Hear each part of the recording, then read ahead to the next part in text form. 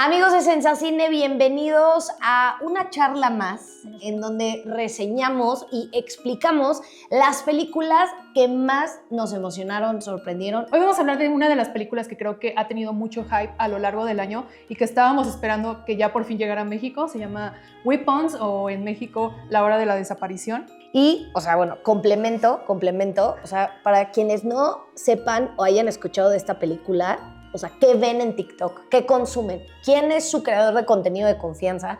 Porque, de verdad, la conversación que ha generado esta película, esta historia, el cast y la manera en la que el director cuenta este relato, me parece... Pensé en la mañana, ¿cuál sería la palabra? Digo, auténtico. Sí, ¿no? O sea, es una mezcla entre horror, terror, Un poco de comedia que, debo de decirlo, o sea, hay una comedia ahí bastante, sí, como dices, negra, filosa, ácida, que ayuda muchísimo esta película. Y como dice Chris, o sea, creo que desde el inicio, desde que empezamos a hablar, desde que empezaron a hablar de esta película en los medios, que por ahí llegaron a decir que Jordan Peele se andaba peleando por el guión. Sí. O sea, había una situación ahí súper complicada. Creo que todos los que nos encanta el terror estábamos expectantes para que llegara. Y aquí está. O sea, realmente debo de decirles, y al menos en mi opinión, cumple con las expectativas y con el hype. Creo que Jordan Peele justamente quería conseguir ese guión y como no lo logró, creo que despidió a su agente y a todo su equipo porque no lo consiguió, ¿saben? Sí, o sea, sí estaba muy peleado. De hecho, el guión, o sea, básicamente se metió como a una subasta. Por ahí estaba Jordan Peele, Netflix, andaban peleando y al final terminó siendo por parte de Warner Bros. Que ellos pues le garantizaron al director, a Zach Cregger, que iba a llegar a cines. Y la verdad, eso se agradece muchísimo porque este tipo de historias y como está contada y como está grabada y como lo que llegamos a ver, la verdad es que vale mucho la pena en el cine. Y a ver, ¿de qué trata La Hora de la Desaparición? Empezamos sin spoilers. La película empieza con una maestra llegando a la escuela, pareciera una mañana cualquiera, pero cuando ingresa al salón de clases se da cuenta que solo uno de sus alumnos se presentó. Resulta y resalta que después, atando cabos ya con la policía y todo mundo entrometido en este caso, se dan cuenta que 17 niños de ese salón de clases desaparecieron a las 2:17 de la mañana. Todos al mismo tiempo salieron de su casa por convicción, nadie los obligó, nadie los secuestró, salen corriendo y no los vuelven a ver. Y bueno, una vez que nos presentan esta premisa, me encanta que la narrativa de la historia se cuenta a través de los ojos de múltiples personajes. No les vamos a dar, como yo no quisiera darles spoilers más de lo que ya dijimos de la premisa, porque eso también es lo que ven en el tráiler y eso es lo que necesitan para llegar al cine y verla, porque si les decimos más, creo que ya es, o sea, es revelarles todo lo que pasa en este momento de la película. Ya después hablaremos de spoilers, pero en este momento así. Entonces, puedo decirles que esto de ir construida en puntos de vista de cada uno de los personajes nos ayuda muchísimo. ¿Por qué? Porque a pesar de que en algún punto se llegan a entrelazar las historias, creo que poco a poco nos va contando, como nos está dando pistas que nos ayudan a llegar como al panorama completo, pero cada uno de los personajes tiene su propio ritmo, tiene sus propias situaciones, todo nos empieza a mostrar como cuestiones de terror. O sea, estás viendo de repente la historia de la maestra y de repente estás viendo la historia del director, del padre. Del único niño que queda. Único niño que queda. Lo primero que tienen que saber, de nuevo, es que son múltiples personajes. Es una narrativa coral, como bien les decía.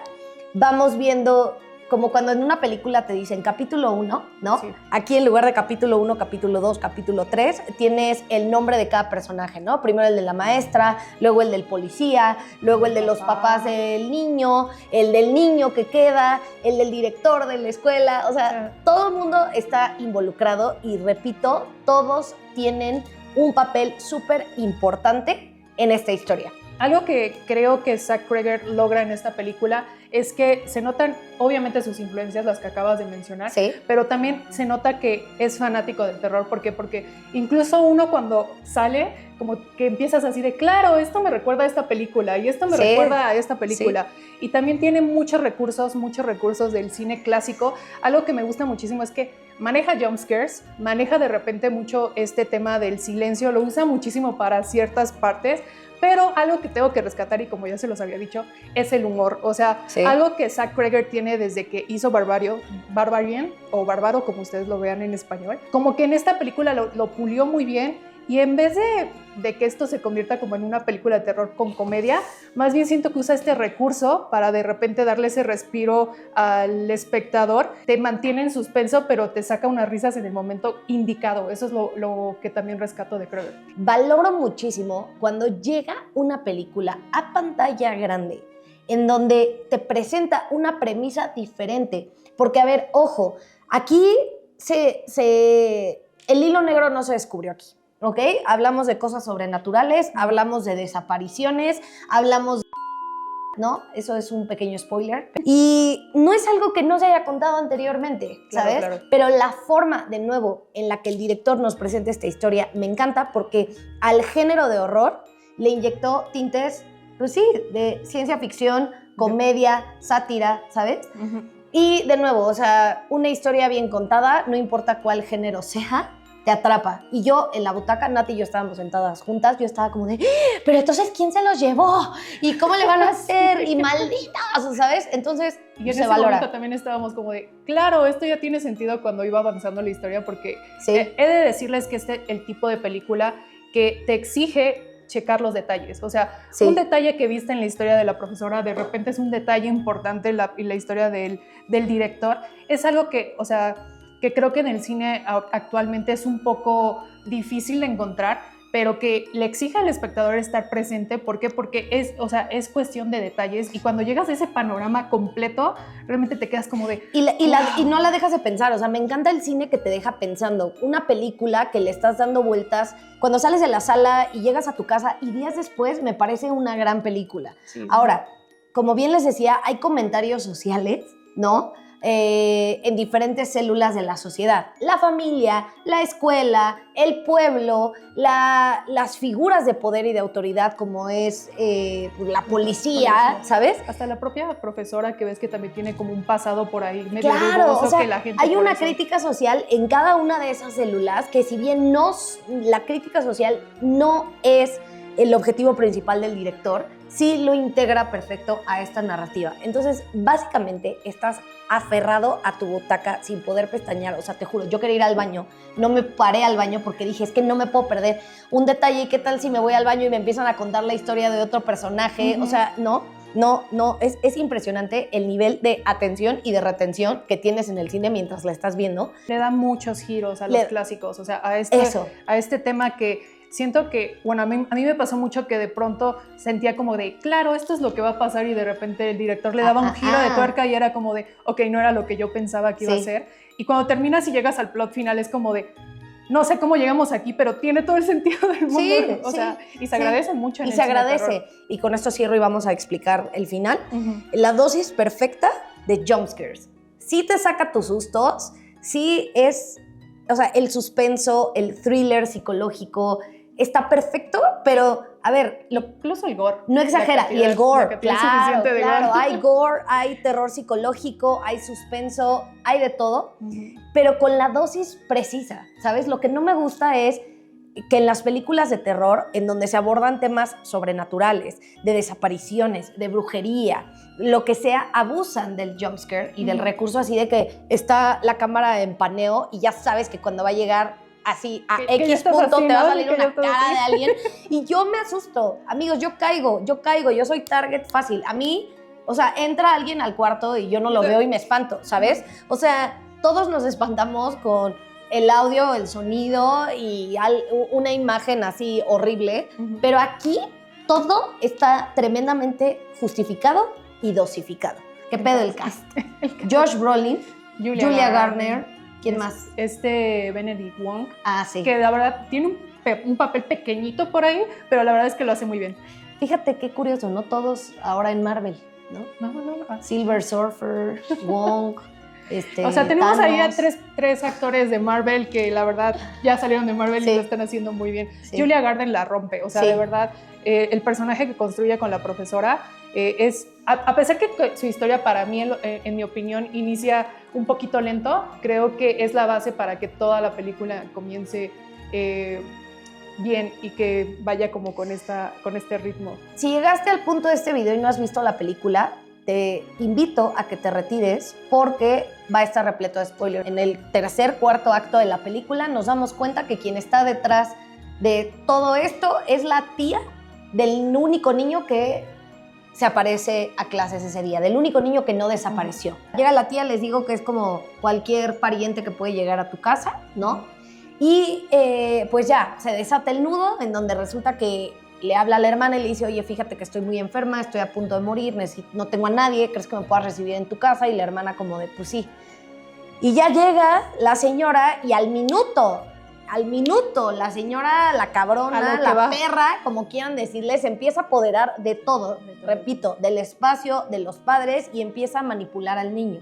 Cuando empiezas a ver la película no te dio esta vibe de que estás viendo como la historia del flautista de Hamelin, pero gore, sí, yo de hecho sobrenatural, sangriento. Que íbamos para allá. Sí. Yo también pensé. ¿De quién llamó al niño, no? O sea, sí está raro. Sí los está 17 raro. a la misma hora corriendo todos juntos, ¿qué les llamó, sabes? Yo sí iba por ahí como una posesión, como algo del flautista. Algo sí, yo por también, ahí. yo también. Pero bueno, regresando a los spoilers, la tía está detrás de esto, es una bruja y le estoy preguntando a ChatGPT si existe neta ese tipo de brujería. Y sí, existen tradiciones de brujería, folclore y magia en la que ramas, raíces o árboles se usan como canal para controlar, dañar o influir en otras personas.